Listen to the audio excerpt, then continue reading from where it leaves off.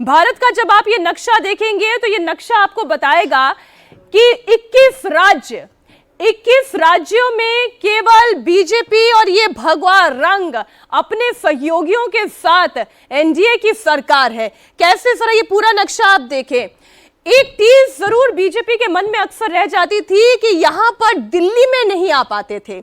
उत्तर प्रदेश, उत्तराखंड, मध्य प्रदेश, राजस्थान, गुजरात, महाराष्ट्र, यहां तक कि पूर्वोत्तर की तरफ भी भारतीय जनता पार्टी और ये भगवा रंग दिखाई देता है, लेकिन टीस केवल दिल्ली तक सीमित हो जाती थी। लेकिन अब ये नक्शा और बदलना है। ये नक्शा कैसे बदलना है जरा आप ये देखें। ये जो हरा रंग आपको दिखाई दे रहा है, पश्चिम बंगाल एक बड़ी चुनौती भारतीय जनता पार्टी की। और सिर्फ चुनौती पश्चिम बंगाल ही नहीं बल्कि बिहार में आगामी चुनाव भी है, जहां पर इस वक्त जेडीयू के साथ मिलकर बीजेपी सरकार में है, एनडीए की सरकार है। नीतीश चंद्र मेरे सहयोगी जुड़े हुए। नीतीश, मैं आप ही के पास आती हूँ। ये बिहार अगला स्टेप है, बंगाल उसका अगला चरण है। आज सभी को एक्सपेक्टेशन थी कि नीतीश कुमार भी दिखाई देंगे इस मीटिंग में, लेकिन नीतीश कुमार नहीं थे।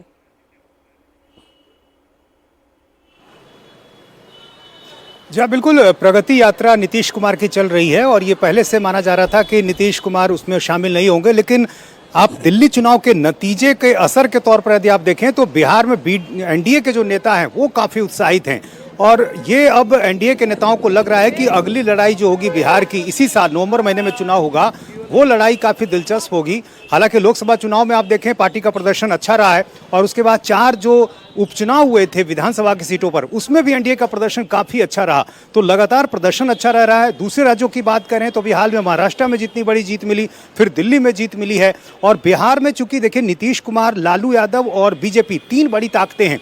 2 ताकतें जब एक साथ आ जाती हैं तो उनका पलड़ा सामाजिक समीकरणों के लिहाज से ऐसे ही भारी हो जाता है। तो नीतीश कुमार अब एक बार फिर बीजेपी के साथ हैं और लगातार कई बार वो कह चुके हैं कि अब हम कभी भी नहीं जाएंगे। तो ऐसी स्थिति में ये तय माना जा रहा है कि मौजूदगी आज के कार्यक्रम में दिखाई दी। अब इस पर देवेंद्र से हम थोड़ी सी जानकारी और ले लेते हैं। देवेंद्र, ये एक्सपेक्टेशंस थी कि इतनी बड़ी मीटिंग होने जा रही है, एनडीए शासित राज्यों के मुख्यमंत्री, उप मुख्यमंत्रियों की मौजूदगी होगी, तो नीतीश कुमार भी होंगे। लेकिन नीतीश कुमार इस बड़े फोटोग्राफ में दिखाई नहीं दिए।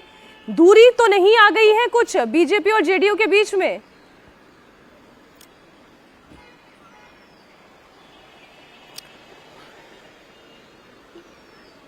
नहीं, दूर दूर तक नहीं। और अगर एनडीए नेताओं की बात करें, चाहे बीजेपी को हो या जेडीयू को, उनको पता था और कई दिन पहले से पता था कि हाँ, जब भी ये शपथ ग्रहण समारोह हो रहा है तो अगर सभी नेताओं को बुलाया जाएगा तो उसमें एनडीए के भी नेता शिरकत करेंगे।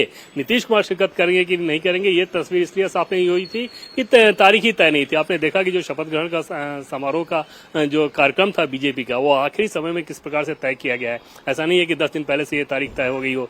कल तो विधायक दल की बैठक ली है, कल दोपहर में विधायकों को मैसेज गया है, परसों शपथ की तारीख फाइनली ऑफिशियल मुकर्रर की गई है। तो ऐसे में जो नेता एनडीए के उपलब्ध थे वो आए। और अगर कोई नाराजगी वाली बात होती मीनाक्षी, तो ये तय मानिए कि फिर संजय झा और ललन सिंह भी नहीं होते। और उन दोनों की मौजूदगी का मतलब है कि वो ऐसा नहीं है कि वो अपने मन से आ सकते हैं। वो नीतीश कुमार के कहने पर ही वो दोनों नेता वहां मौजूद थे। और हमने मंच पे देखा कि किस प्रकार से जोशो खरोश के साथ है। और न सिर्फ मंच पे बल्कि अभी जो यहाँ के इंपीरियल होटल में प्रधानमंत्री के साथ एनडीए नेताओं की बैठक थी, उस बैठक में भी मौजूद थे। और जोर शोर से उसमें बिहार में एनडीए की जीत पर ही बात हुई है। तो इसलिए उसका कोई between the lines Nitish Kumar की अनुपस्थिति का कोई पॉलिटिकल लाइन्स समझ में नहीं आ रहा, कोई उसका इंडिकेशन भी नहीं है, ना ही कोई नाराजगी का कारण है, ना ही कोई नाराजगी है। मीनाक्षी, हाँ बिल्कुल। मैं एक तस्वीर और बताती हूँ आपको। देखिए, जब हम किसी भी पॉलिटिकल पार्टी की ताकत की बात करते हैं तो हम संख्या के लिहाज से देखते हैं कि इतनी बड़ी आबादी वाले देश में बीजेपी, जो अपने आप को ये कहती है कि हम सबसे बड़ी पॉलिटिकल पार्टी है, मैं सर पीसीआर से निवेदन करूंगी वो 21 राज्यों का पूरा आकलन हमारे सामने रखें। और वो जो जनसंख्या के अनुपात में जो आकलन है वो भी हमारे एलईडी पर जरा दर्शकों के लिए सामने रखें। तो जनसंख्या के लिहाज से जब हम ये बात करते हैं कि बीजेपी और एनडीए की ताकत क्या है, तो वो ताकत आपको यहाँ पर संख्या में दिखाई देती है। कैसे, वो आप देखें। जब हम उत्तर प्रदेश की बात करते हैं तो 24 करोड़ लोगों का साथ बीजेपी और एनडीए को मिला। राजस्थान की बात करते हैं, 8 करोड़ मतदाताओं का साथ एनडीए को मिला। असम में 3.5 करोड़ मतदाताओं का साथ, छत्तीसगढ़ 3 करोड़, मध्य प्रदेश 8 करोड़, जो सबसे बड़ी और सघन आबादी वाले राज्य हैं, जिसमें हम उत्तर प्रदेश की बात करें, महाराष्ट्र की बात करें, बिहार की बात करें, तो ये टोटल नंबर ऑफ सपोर्ट बताता है कि बीजेपी की, एनडीए की ताकत कहां खड़ी होती है। और अब जरा एक बार राज्यों की बात कर लेते हैं। उत्तर प्रदेश, राजस्थान, असम, मध्य प्रदेश, छत्तीसगढ़, पूरब में आप जाइए तो वहां पर बीजेपी और एनडीए जो गठबंधन की ताकत है वो क्लियरली विजिबल होगी। मेरे बाकी सहयोगी भी मेरे साथ जुड़े हुए हैं। उत्तर प्रदेश की हम बात करेंगे, बंगाल की बात करेंगे। ओंकार इस वक्त मेरे साथ जुड़े हुए हैं। ओंकार, ये बंगाल ठीक उतना ही मुश्किल है जैसा इस वक्त दिल्ली मुश्किल था।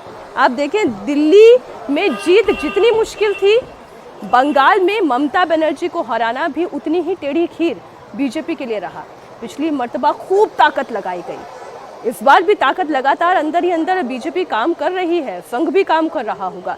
लेकिन क्या ममता बनर्जी को हटाना, उन्हें हराना, पदस्थ करना उतना आसान होगा?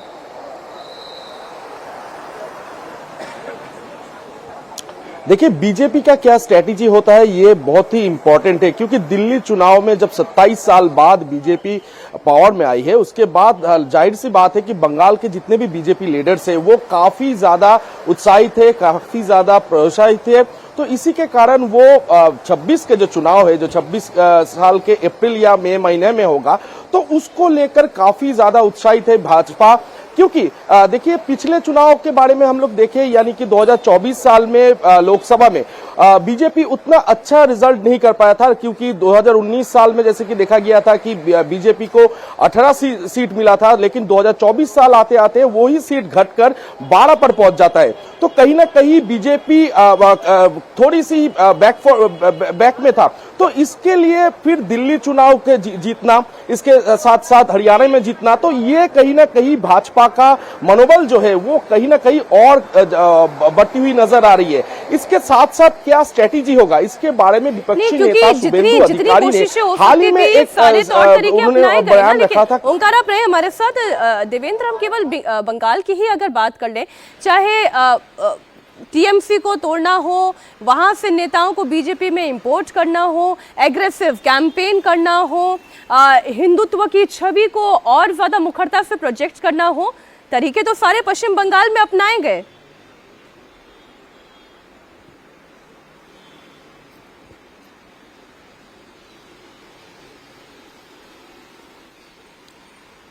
बिल्कुल मीनाक्षी, पिछले चुनाव में पूरी ताकत बीजेपी ने लड़ाई थी और जो उम्मीदें थी निश्चित तौर पे वैसे नंबर्स नहीं है, लेकिन ये भी एक सच्चाई है कि 3 विधायक से 70 से ऊपर अगर विधायकों की संख्या पहुंच गई तो कम से कम वो ये दिखा रहा था कि बीजेपी ने जो परिश्रम किया उसका एक हद तक, ठीक है कि पूरे मनमाफिक रिजल्ट नहीं मिला, लेकिन एक रिजल्ट मिला। उसमें फिर जो पार्टी ने उस चुनाव में जो गलतियां की थी उसे कोर्स करेक्शन की कोशिश इस बार के चुनाव में की जाएगी। उसमें गलती के हिसाब से अगर बात करें तो सबसे बड़ी गलती ये थी कि उस चुनाव को ममता बनर्जी ने बहुत आसानी के साथ बंगाली वर्सेस बाहरी का चुनाव बना दिया। इस बार के विधानसभा चुनाव में बीजेपी की जो रणनीतिकार हैं जिससे अभी हमारी बातचीत होती है, वो अभी से ये बताते हैं कि पूरी ये कोशिश रहेगी कि पूरी तरह से बंगाल सेंट्रिक इलेक्शन कराया जाए और बंगाल के जो इशूज हैं उसमें करप्शन की बात कर लें, डेवलपमेंट नहीं होने जैसे फैक्टर्स की बात कर लें, पिछड़ेपन की बात कर लें, इन सारे इशूज पे उस चुनाव को लेकर जाया जाएगा और सिर्फ पार्टिकुलर पॉकेट्स जहां है, यहाँ पे बांग्लादेश वाली समस्या है, उस तरह के इश्यूज को वहां पे बात की जाएगी। अन्यथा ओवरऑल पूरा बंगाल सेंट्रिक इलेक्शन ही रखा जाएगा और ये सबक शायद बीजेपी ने पिछले चुनाव से लिया है। तो ताकत तो निश्चित तौर पर बीजेपी अपनी पूरी लगाएगी। अभी बीजेपी के सामने पहला टास्क ये है कि उसे अपना नया प्रदेश अध्यक्ष चुनना है और वो प्रदेश ऐसा होगा जिसके अंतर्गत चुनाव होगा और वहां पर निश्चित तौर पर एक दिलचस्प बात होगी देखने वाली कि क्या पार्टी किसी महिला फेस को प्रदेश अध्यक्ष के तौर पे आगे करती है वहां पे, क्योंकि शुभेंदु अधिकारी चाहते हैं कि एक महिला नेत्री को प्रदेश का अध्यक्ष बनाया जाए। क्या बीजेपी उस बात के लिए तैयार होती है? इन सारी चीजों पे मंथन चल रहा है जिस पर अगले कुछ दिनों में ही तस्वीर साफ हो पाएगी। जी, एक बार दक्षिण का भी रुख हम कर लेते हैं। आज तस्वीर जो हमने देखी, सुरेखा मेरी सहयोगी हैदराबाद से लाइव जुड़ गई हैं।